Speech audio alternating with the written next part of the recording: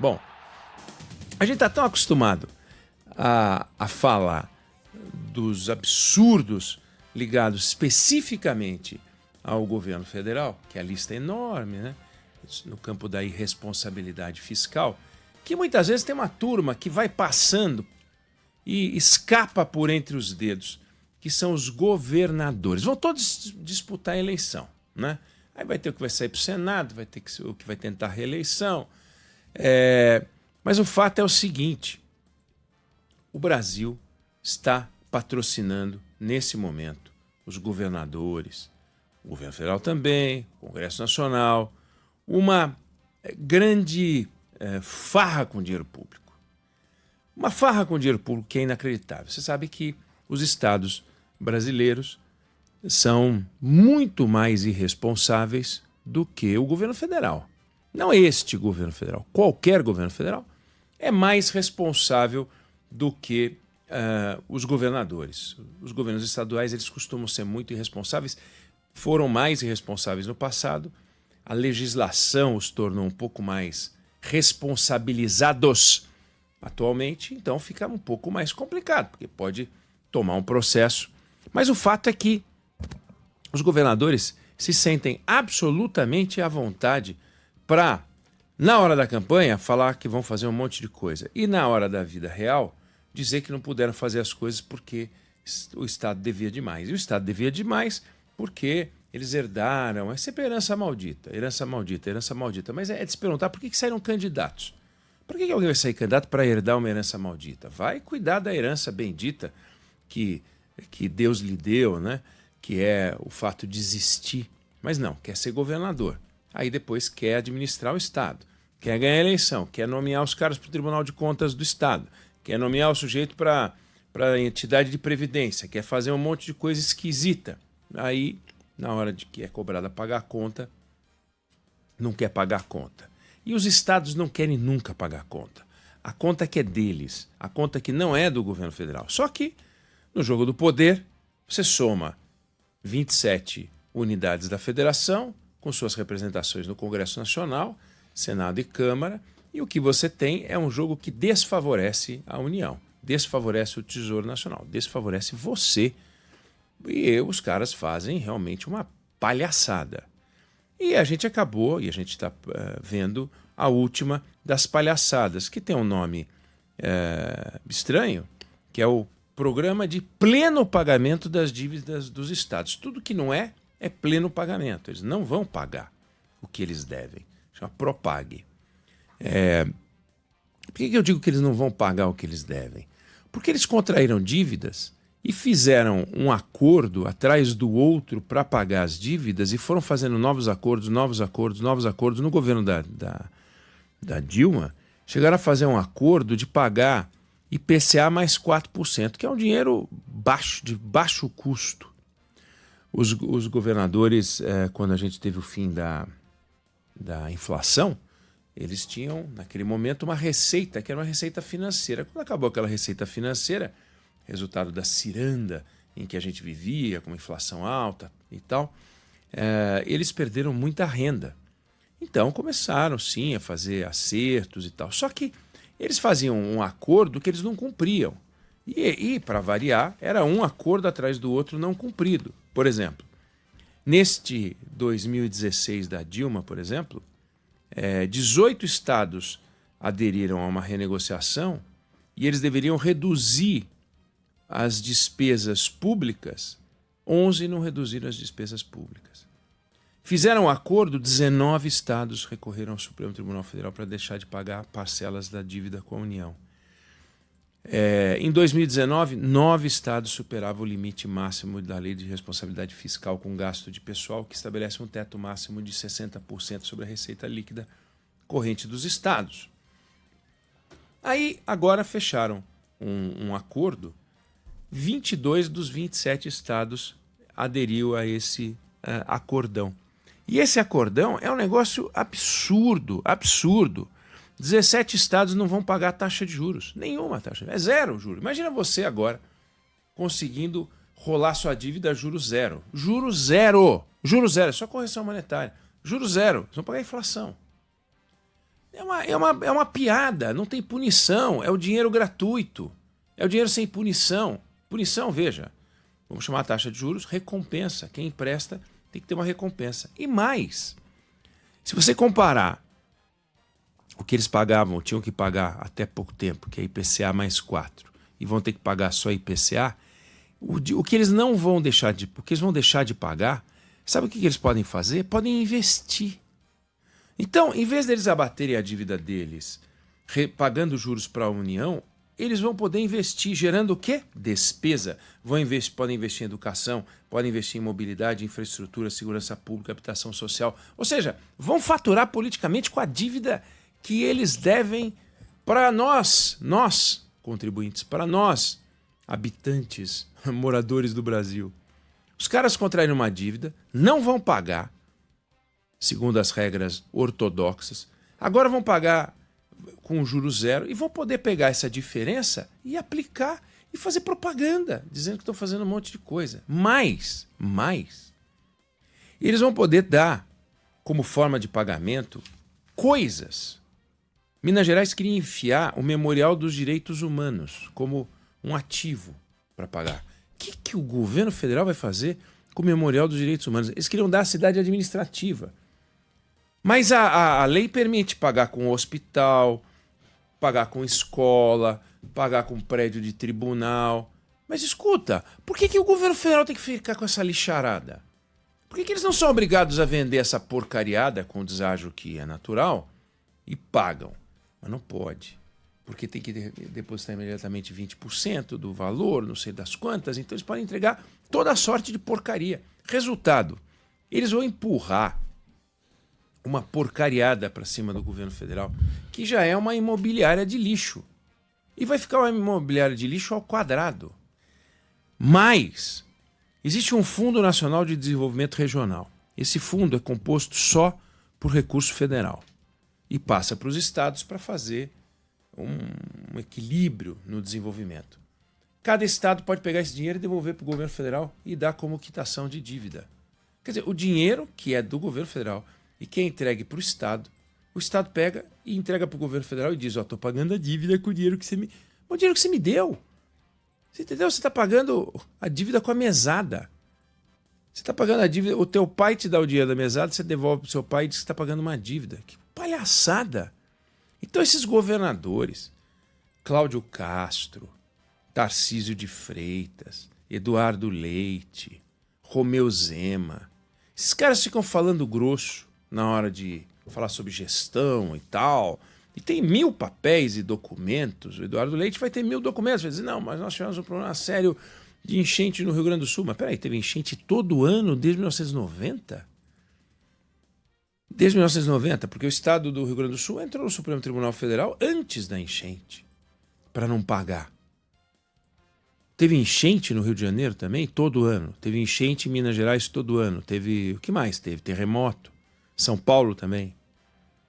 Então, esses caras, o Tarcísio de Freitas acabou de entrar no Supremo Tribunal Federal, conseguiu uma liminar do André Mendonça, 1 bilhão a menos de pagamento por mês. Por mês, 1 bilhão. Livre. Aí vai ter 1 bilhão, dá 12 bi ano. Aí o cara começa a gastar e fala que é um bom gestor. Agora eu pergunto, que programa você viu de austeridade com redução expressiva de funcionários públicos, aumento de produtividade do setor, reforma administrativa para valer, reforma da Previdência para valer? Me fala, me apresenta o nome dos programas.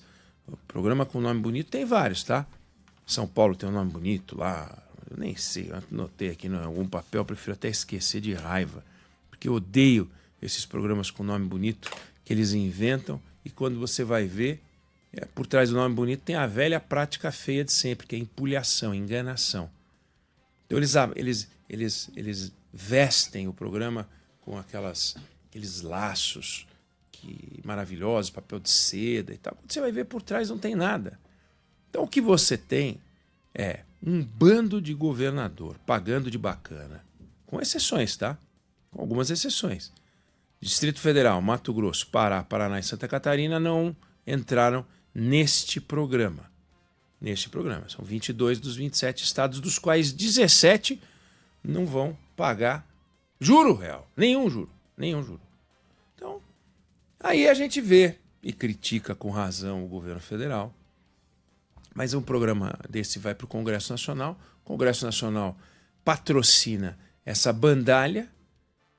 O governo, precisando de apoio no Congresso, apoia a bandalha e ninguém faz o enfrentamento. Que é coisa que a esquerda gosta de falar, né? Os petistas, os bolos da vida aí adoram falar de enfrentamento, as Glaze, né? Eles adoram falar desse negócio de enfrentamento. Agora, enfrentar essas questões, ninguém enfrenta. Porque é uma coisa meio difícil de explicar. Quem é que quer discutir realmente endividamento público, né? Assunto chato. Mas pode se preparar, porque o endividamento público que sai do Estado vai para a União. Isso vai aumentando a dívida da União. A dívida pública não muda, né? Estava aqui, vai para lá, é dívida pública. Mas a propriedade da dívida, na hora em que você deixa de pagar para a União juros por uma dívida contraída, é dinheiro que não entra no caixa do Tesouro Nacional. E é dinheiro que não sai do Tesouro Estadual. Então o Tesouro Estadual pode gastar mais, o Tesouro Estadual Federal não recebe e tem que fazer corte. Esse dinheiro entraria. Você está falando de um estoque de uma dívida de 800 bilhões, você está falando de uma renúncia de até 20 bi, mais do que isso, conforme a conta, mais do que isso por ano, que o governo federal deixa de receber. Não é brincadeira, 20, 30 bi é dinheiro para chu. E esse dinheiro fica nos estados, eles fazem a festa. Porque eles podem gastar.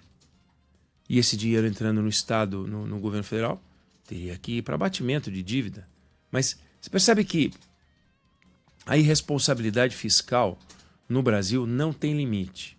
E os governadores que falam grosso, que querem ensinar a gente um novo modo de governar, que querem que a gente se convença e vão nos programas de entrevistas e falam com a gente.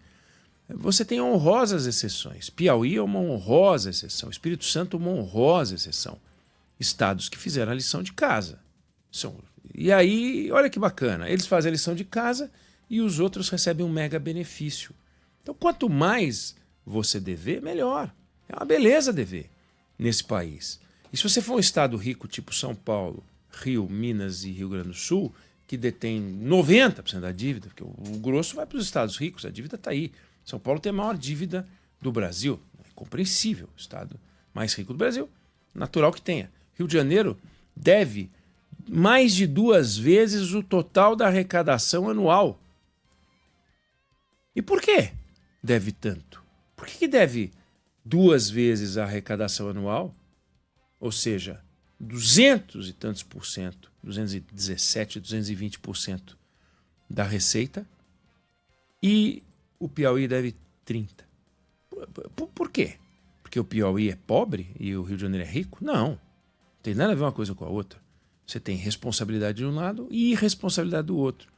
A gestão do dinheiro dos royalties, a falta de compromisso com as contas públicas, com a lei de responsabilidade fiscal, os tribunais de contas cooptados. Aliás, é de se perguntar nessa hora, este é o tema. Para que serve um tribunal de contas? O tribunal de contas é para pegar esse tipo de coisa. O senhor está descumprindo a lei de responsabilidade fiscal, o senhor tem que ser afastado, o senhor não pode fazer isso, o senhor não pode fazer aquilo. Nessa hora não tem. Não tem. O que tem é, no caso do Tribunal de Contas do Rio de Janeiro, um escândalo, né? Um escândalo. Conselheiro do Tribunal de Contas condenado por corrupção. Aí acham o dinheiro do cara na Suíça. Conselheiro do Tribunal de Contas afastado. Vários. 4 dos 6 foram afastados anos atrás aí. Por quê? Porque são honestíssimos e corretos. Percebe que é um estado que está entregue. O Rio de Janeiro está entregue. Totalmente largado. Um governo que vai assinando acordo atrás de acordo, sempre mordendo um chupim das contas públicas e não paga o que deve. E sempre com uma desculpinha. Não faz a lição de casa, não existe. Não consegue dar exemplo na segurança pública, não consegue dar exemplo na educação, não consegue dar exemplo na saúde, não consegue dar exemplo na gestão pública. Este governador? Não. Os governadores, de novo. Não é uma crítica contra o Cláudio Castro. Também não é elogio algum ao Cláudio Castro, porque eu digo que não é uma crítica ao Cláudio Castro. O fato é, o Rio é azarado? Não, o eleitor do Rio de Janeiro tem que tomar cuidado na hora de votar, assim como os eleitores dos outros estados. Nós temos que colocar na nossa lista de preocupações, claro que a segurança pública está lá em cima, no topo. Mas vem cá, se o estado quebra, como o Rio quebrou, se o estado quebra como Minas Gerais, se o estado quebra como o Rio Grande do Sul, se o estado fica pendurado, se o estado fica endividado num padrão, num nível elevadíssimo, ele vai perdendo as condições de investir, a não ser que faça essa maquiagem que a gente está vendo aqui, esse rolo, porque isso aqui é um rolo, chama-se rolo.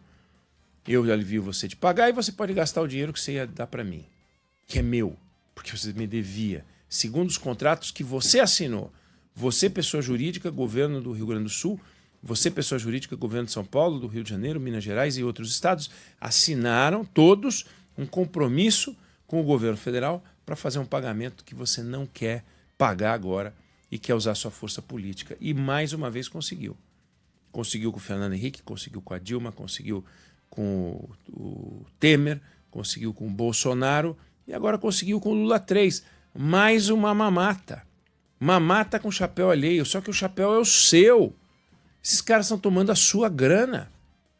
Qual é a diferença entre um assaltante e um governador? O assaltante é um criminoso. O governador faz a lei para tomar a sua grana, sem arma, só que com uma caneta. E vai lá e toma a tua grana, com o apoio do Congresso, com o apoio do governo federal.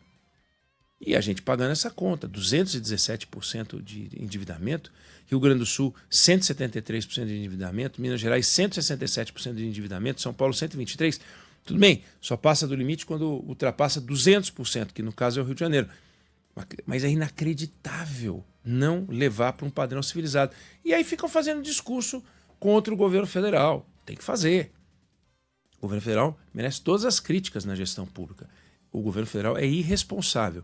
O governo federal inventou o déficit chamado de superávit. É um déficit que não se identifica como déficit. Eu sou déficit, mas eu me identifico como superávit. Então, a gente tem um problema de identidade contábil. Eu sou um déficit, mas eu não me identifico. Então, eu me chamo de superávit ou me chamo de déficit zero. Mas é um déficit de 61 bilhões de reais, um desencaixe de 61 bilhões de reais que, por força das regras frouxas, vagabundas, esculhambadas do arcabouço, viram um déficit de 13, e aí 13 é igual a zero na conta da matemática do PT. Só que na matemática dos governadores você vê também que tem estrepulia. Então, para onde você olha, você está cercado. Você está cercado de irresponsáveis, pagando de responsável. Você vê o Fernando Haddad falando, dá até medo, o professor de Deus. E você vê esses governadores também, dá até medo, professores de Deus, falando grosso e tal, como se eles tivessem algo a nos ensinar. O que eles têm é algo a nos explicar. Como é que eles fizeram essa patifaria, como é que eles se organizaram com o Senado, com o governo federal, para fazer essa patifaria que agora está saindo do papel e beneficiando 22 dos 27 estados, 17 deles com juro zero. Vai pegar juro zero para você. Entra lá. Não vai ter banco que vai lhe dar juro zero. Também você não é governador, se elege e você vai conseguir. Eu não sei se você concorda ou discorda. Essa é a opinião que eu tenho sobre o assunto. Se quiser falar sobre isso, 11 999 592 100. Você se sente roubado? Fala com a gente.